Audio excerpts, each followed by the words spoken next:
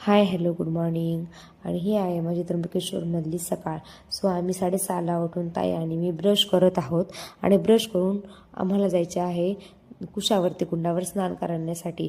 आम्ही ब्रश करून निघालो आहे कुशावर्ती कुंडावर स्नान करण्यासाठी. मुलंही झोपले आहे आणि खूप जास्त थंडी तेही मागे लागले असते, म्हणून आम्ही लवकरच उठून कुंडावर स्नान करण्यासाठी चाललो आहेत. ताईच्या घरापासून अगदी जवळच आहे कुशावर्ती कुंड. सो आम्ही दोघी मस्त निघालो आहे कुंडावर स्नान करण्यासाठी. आणि इथे गंगा गोदावरी नदिया असंही म्हणतात त्याला. सो माझी खूप जास्त इच्छा होती त्र्यंबकेश्वरला जाऊन कुशावर्ती कुंडावर स्नान करण्याची. ती इच्छा आज ताईंमुळे पूर्ण होत आहे. आणि आजचा दिवसही खूप छान आहे. आणि इथे जुना कुंड आहे तो पूर्ण पॅक करून ठेवला आहे आणि दुसरा जो कुंड आहे तो कुशावर्ती कुंड, तिथे सर्वजण स्नान करण्यासाठी येत आहेत. कुशावर्ती कुंडावर आज देवदिवाळी पण आहे. बरेच लोक नागबली करण्यासाठी पण येतात आणि त्रिपुरारी पौर्णिमा पण आहे, त्यामुळे खूप गर्दी आहे. आम्ही 6:30ला गेलो तरी खूप जास्त गर्दी आहे आणि अजून थोड्या वेळानंतर गर्दी वाढू शकते.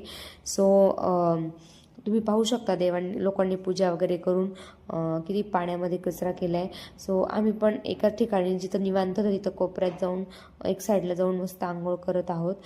खूप थंडी आहे, पाणी तर खूपच गार येत आहे, तर पाण्यात उतरतच नव्हत्या लवकर. सो कसं कसं आम्ही पाण्यामध्ये उतरलो आणि मला कुंडामध्ये डोक्यावरून पाण्यात बुडी घेऊन आंघोळ करायची होती.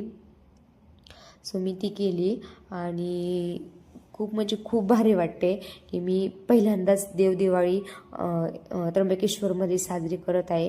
देवाचं बोलवणं आल्याशिवाय आणि आपल्या मनातली इच्छा असल्याशिवाय कोणतीच गोष्ट पूर्ण होऊ शकत नाही. आणि देवाने माझी इच्छा पूर्ण केली कुंडामध्ये स्नान करण्याची आणि देवांचं दर्शनही घेण्याची. आजचा दिवस खरंच खूप छान आणि खूप स्पेशल आहे. याच कुंडामध्ये त्र्यंबकेश्वर महाराजांनाही 4 वाजता स्नानासाठी आणलं जातं. सो आंघोळ झाल्यानंतर इथे असं म्हणतात की या झोपलेल्या अवस्थेत देवीला आहे त्यांच्या अंगावरून पाणी टाकून त्यांनाही आंघोळ घालायची. मी तसंच केलं आणि देवींचं दर्शन घेतलं. नंतर त्र्यंबकेश्वर महाराजांचे वरती मुकुट आहे, मी त्याचंही दर्शन घेतलं. आणि इथं जुनी पिंड आणि नंदी आहे जो मी त्याचं दर्शन घेऊन आम्ही निघालो होतो कुंडाला एक फेरी मारण्यासाठी. असं म्हणतात की आंघोळ झाल्याच्या नंतर ह्या कुंडाला एक प्रदक्षिणा घातलीच पाहिजे. आणि ताईंना मी इथे चिडवत होते की ताई तुम्ही ना पाण्यामध्ये बुडकीच मारली नाही आणि खूप थंडी होती त्यामुळे. सो चला आम्ही चाललो आहे एक फेरी पूर्ण करण्यासाठी. जिथून आंघोळ केली होती तिथूनच आम्ही फेरी पूर्ण करत आहोत. आणि खूप जास्त गर्दी होती इथे. आजचा दिवस खरंच खूप छान आणि खूप स्पेशल होता. आणि तुम्ही पाहू शकता खूप जास्त रोषणाई केलेली आहे इथं. आणि जिथे आम्ही आंघोळ केली होती तिथून एक फेरी पूर्ण झाली आहे आणि आता आम्ही चाललो आहे घरी. मुलं उठले की नाही